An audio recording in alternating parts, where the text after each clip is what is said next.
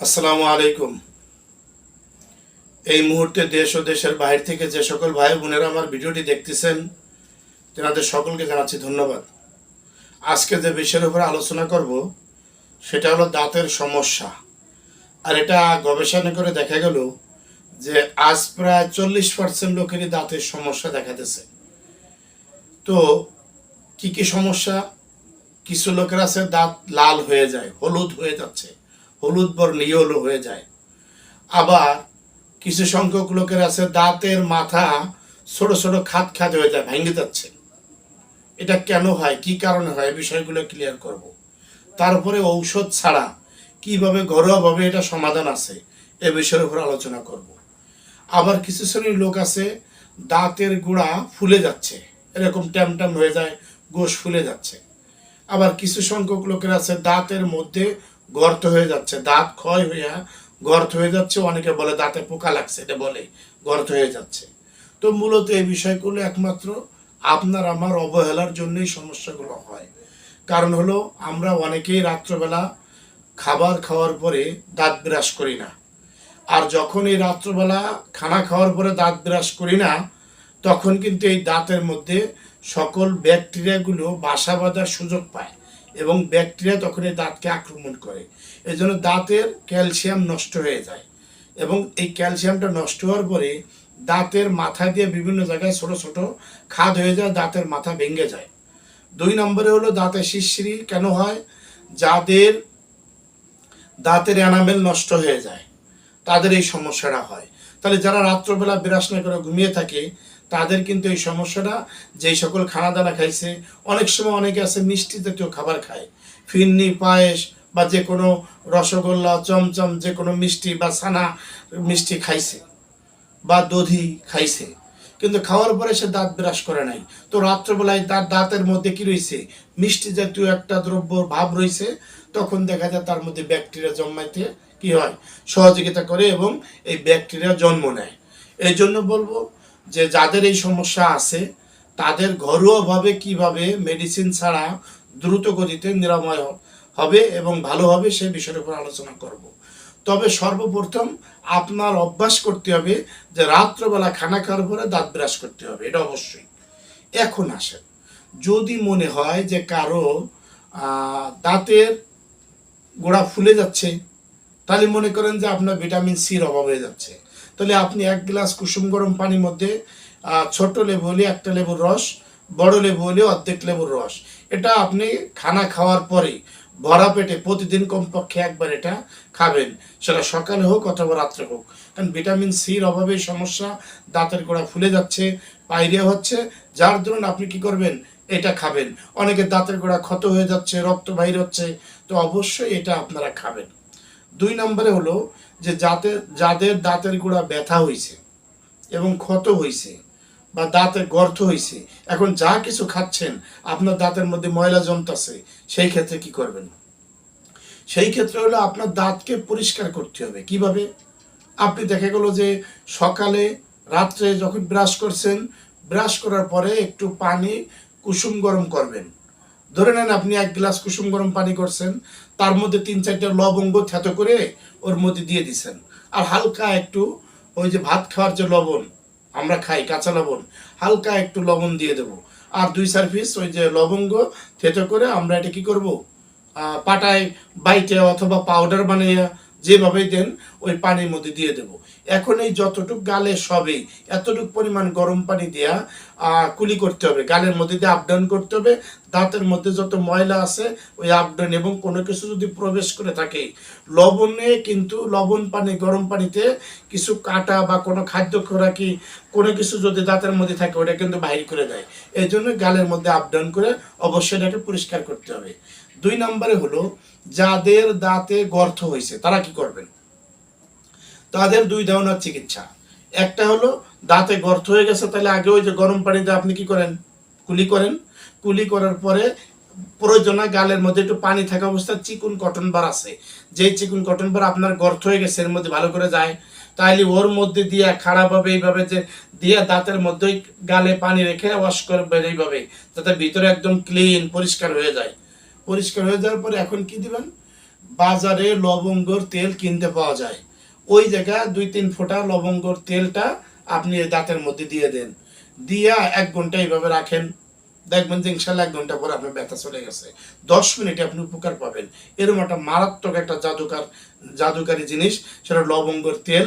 এটা কিন্তু এই লবঙ্গর নির্যাসটা কিন্তু কিনতে পাওয়া যায় বাজারে, এখন বিক্রি হয়। 3 নম্বরে যে চিকিৎসা হলো যে আপনার দাঁত এত ব্যথা, এত জ্বালা যন্ত্রণা হচ্ছে, মুখ বাঁকা হয়ে যাচ্ছে, অনেক আছে কথা বলতে পারে না, এই কোণা ফুলে গেছে, মুখ বাঁকা হয়ে গেছে, এরকম অনেকে আছে। এরকম যদি হয় তাদের জন্য কি করা? তাহলে ওই যে বললাম লবঙ্গ আর লবণ আর লবঙ্গ দিয়ে পানি গরম করে কুলি করে দাঁত পরিষ্কার করে পরে কি করবেন, 1 থেকে 2 কোয়া, যদি দেশি রসুন ছোট ছোট কোয়া হয় তাহলে আপনি 1 কোয়া রসুন বা 2 কোয়া রসুন থেতো করে একদম ভর্তার মতো তৈরি করেন। এর সাথে সামান্য একটু হয় বিট লবণ, নালে এমনি কাঁচা লবণ, যেটাই দেন, একটু বিট লবণ একটু কাঁচা লবণ এটা দিবেন। দিয়া আপনি ওই দাঁতের মধ্যে যে জায়গায় গর্ত, এই জায়গা দিয়ে সুন্দর করে ভরে রাখেন। আপনি দেখবেন 5 মিনিটের মধ্যে আপনি কথা বলতে পারতেছেন। যে 5 মিনিটের আগে আপনি দাঁতের যন্ত্রণায় কথা বলতে পারেন নাই, মুখ বাঁকায় যেত, কথা বলতে গেলে বাইরে যেত, ওই ব্যক্তি দেখবেন আমি যাদেরকে চিকিৎসা দিছি দেখা গেল 5 মিনিট পরে তারা দিব্যি কথা বলতেছে এবং একদম সুস্থবোধ মনে করতেছে। তার মানে এই রসুন ভর্তা আর হলো আপনার একটু লবণ একসাথে বানায় যদি ওই জায়গায় দিয়ে রাখা হয়, 5 মিনিটের মধ্যে ইনশাল্লাহ এখানে আরোগ্য পাওয়া যায়, আরাম পাওয়া যায়। তাহলে এটা আমরা বুঝলাম। 4 নম্বর আরেকটা চিকিৎসা আছে। 4 নম্বর চিকিৎসা হলো যে আপনার এই দাঁতে এইভাবে সমস্যা চললে তাহলে আপনি কি করবেন, এর থেকে বাঁচতে হবে। তাহলে তার জন্য ঘরোয়া কিছু চিকিৎসা নিজে তৈরি করতে পারবেন। পেস্ট, সে পেস্টটা নিজে তৈরি করবেন। কি, একটু যারা হলুদের পাউডার আর একটু যারা লবঙ্গর পাউডার, লবঙ্গ বাইটে পাউডার বানিয়ে নিছেন, একটু যারা লবঙ্গর পাউডার, একটু যারা হলুদের পাউডার, আর আপনি একটু বেকিং সোডা নেন, একটু বিট লবণ নেন। এই যে 4টে জিনিস বললাম, আবারও বলে দিচ্ছি বোঝার জন্য। আপনি একটা ছোট্ট পেয়ালার মধ্যে একটু হলুদের পাউডার, একটু যারা আপনি লবঙ্গর পাউডার, একটু যারা আপনি কিনেছেন বেকিং সোডা, আর একটু যারা বিট লবণ। এখন এইটাকে আপনি ক্রিম বানাবেন কিভাবে? এইটা যখন তৈরি করবেন, পাশে একটা চামচের মধ্যে, ছোট্ট একটা পেয়ালা বা ছোট্ট একটা চামচের মধ্যে হালকা একটু ফিটকারির পাউডার, যদি আলাম ফিটকে বাজারে পাউডার কিনতে পাওয়া যায় ফিটকারির, সামান্য একটু ফিটকারি পাউডার ওই পানির মধ্যে ভিজে রাখবেন, একদম গুলাই ফেলবেন। ওইটা এখন এর মধ্যে দিয়া এটাতে পেস্টের মতো তৈরি করবেন। পেস্টের মতো তৈরি করে এখন এইটা আপনি কি করেন, যেই যে জায়গাতে ব্যথা আছে মনে রাখবেন, যদি কারো দাঁতের গোড়ায় রক্ত পড়ে সে অবশ্যই ব্রাশ দেবেন না, সে এরকম হাতে নিয়ে আঙ্গুল দিয়ে সুন্দর করে দাঁতগুলোকে একদম প্রলেপ দিয়ে দেবেন। এইভাবে করে প্রত্যেকটা ফাঁকে ফাঁকে খাদে খাদে সুন্দর করে কি দেবেন, প্রলেপ দিয়ে দেবেন। আবার ভিতর দিয়া সুন্দর করে ওই যে পেস্টটা তৈরি করলেন দিয়ে দিলেন। এইভাবে যদি আপনি করেন, দেখা গেলো যে আজকে করছেন কালকে করেন নাই, পরশুদিন করছেন, 2 দিন বাদে বাদে করেন, মাত্র 1 সপ্তাহের মধ্যে দেখবেন যে আপনার দাঁত যেই লালচে ভাব ছিল, মানে হলুদ হয়ে গেছে, হলুদ ভাব, কথা বলতে আপনার সমস্যা হইতো, মানুষের সামনে গেলে দাঁত হলুদ লজ্জা মনে হইতো, দেখবেন দাঁত একদম মুক্তার মতো ইনশাল্লাহ চকচক হয়ে গেছে, একদম ক্লিয়ার হয়ে যাবে, পরিষ্কার ক্লিন। এটা ক্লিয়ার হলেন। এরপরে আরেকটা বিষয়, যে আপনি যদি দেখেন যে আপনার মুখে বেশি দুর্গন্ধ হচ্ছে বা ওই দাঁতেরও সমস্যা আছে, তা সেটা কি আপনি সকালবেলা যে দাঁতটা মাজেন, আপনি রাত্রবেলা ওইভাবে 4টা জিনিস আর ওই ফিটকারির পানি দেওয়া তৈরি করছেন, মোট 5টা জিনিস দিয়ে দাঁত মাজছেন। সকালবেলা কি করেন, পুদিনার পাতা এরকম মোটা কয়েকটা গাছ মিলে 10টা-15টা গাছ মাত্র 10 টাকা নেয়, এরকম কিনতে পাওয়া যায়, মোটা বিক্রি হয়। আপনি পুদিনার পাতা মোটা কিনে আনেন, কয়েকটা পুদিনার পাতা সকালবেলা চিবিয়ে পরে ওইটি দিয়ে আপনি আঙ্গুল মাজেন, এই আঙ্গুল দিয়ে দাঁত মাজেন ব্রাশ ছাড়া। তাহলে আপনার দাঁতের গোড়া যদি রক্ত পড়া বন্ধ হয়ে যাবে, ফুসফুলি বন্ধ হয়ে যাবে, পায়রিয়া থাকবে না, দাঁতের গোড়া ফুললে সেটা বন্ধ হয়ে যাবে। প্লাস এই আপনার মুখের কোনো দুর্গন্ধ হলে, ওইগুলো হলে মুখের দুর্গন্ধ হয়, মুখের দুর্গন্ধ দূর হয়ে যাবে, ব্যথা বোঝন থাকবে না। তাহলে সকালবেলা কী দিয়ে মাজবো, পুদিনার পাতা দাঁতের মধ্যে দিয়ে চিবিয়ে একদম থেতো করে এলাম, মানে জন চিবাবো একদম নরম হয়ে যাবে। এখন আঙ্গুল দিয়ে আপনি এই পুদিনার পাতাতে দাঁত মাজেন, দেখেন সকালে এইভাবে যদি মাজেন, আর ওই যেটা বললাম ওইভাবে যদি তৈরি করে মাজেন, আপনার দাঁতের ইনশাল্লাহ কোনো সমস্যা থাকবে না, এবং আস্তে আস্তে এনামেল তৈরি হবে, দাঁতের ক্যালসিয়াম তৈরি হবে, একটা সময় দেখবেন দাঁত ভালো হয়ে গেছে। কিন্তু আপনারা বোঝেন না। অনেক সময় দাঁতে শিরশিরি করতেছে বা দাঁত ভেঙে যাচ্ছে, দাঁতে এনামেল নাই, ক্যালসিয়াম নেই, আপনি ব্রাশতে দাঁত মাজেন। আপনি বলেন তো, আপনার অভিজ্ঞ মানুষ অবশ্যই বুঝবেন যে এমনি দাঁতের উপরে এনামেল নাই, দাঁত ক্ষয় হয়ে গেছে, শিরশির রোগ হয়েছে বা দাঁতের সমস্যা দেখা দিচ্ছে, এই মুহূর্তে আবার যদি ব্রাশ ব্যবহার করেন, জীবনে এনামেল তৈরি হবে?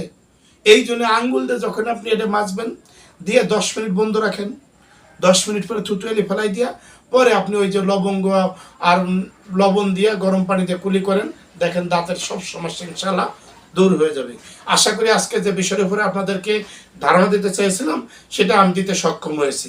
তাই আপনাদের সকলকে বলবো যে আপনারা মেডিসিন ছাড়াও সুস্থ যে থাকা যায় এটা ক্লিয়ার হলেন, এবং মানব দেহের উপরে বিভিন্ন রোগের উপরে যে কোনো পরামর্শ যে কোনো মুহূর্তে আপনারা ফোন যোগাযোগে কথা বলে ক্লিয়ার হতে পারবেন। আমার এই ভিডিওতে মোবাইল নাম্বার দেওয়া থাকে, আপনারা মোবাইল নাম্বারে যোগাযোগ করে যে কোনো রোগের বিষয়ে ইনশাল্লাহ যে কোনো মুহূর্তে পরামর্শ নিতে পারবেন। তাই আপনাদেরকে বলবো, যারা সাবস্ক্রাইব করে আসেন পুরাতন ভাই তাদেরকে ধন্যবাদ। আর যে সকল নতুন ব্যক্তিরা আমার ভিডিও দেখতেছেন এখনই সাবস্ক্রাইব করেন, লাইক দেন, শেয়ার করে দেন, যাতে নিজে উপকৃত হতে পারেন, দেশ ও দেশের বাইরে যে সকল ভাই বোনেরা দেখেন তিনরা যাতে উপকৃত হতে পারে। ঔষধ ছাড়া, মেডিসিন ছাড়া কিভাবে আপনারা সুস্থ থাকবেন, ভালো থাকবেন, এটা আমার কামনা। এবং আমার এই চ্যানেলটা আপনাদেরই চ্যানেল, সুস্বাস্থ্যে প্রতিদিন। এই সুস্বাস্থ্য প্রতিদিন এই চ্যানেলের কামনা হলো যে আপনারা সকালে সুস্থ থাকুন, ভালো থাকুন। আবার পরবর্তী ভিডিওতে দেখা হবে। আল্লাহ হাফেজ।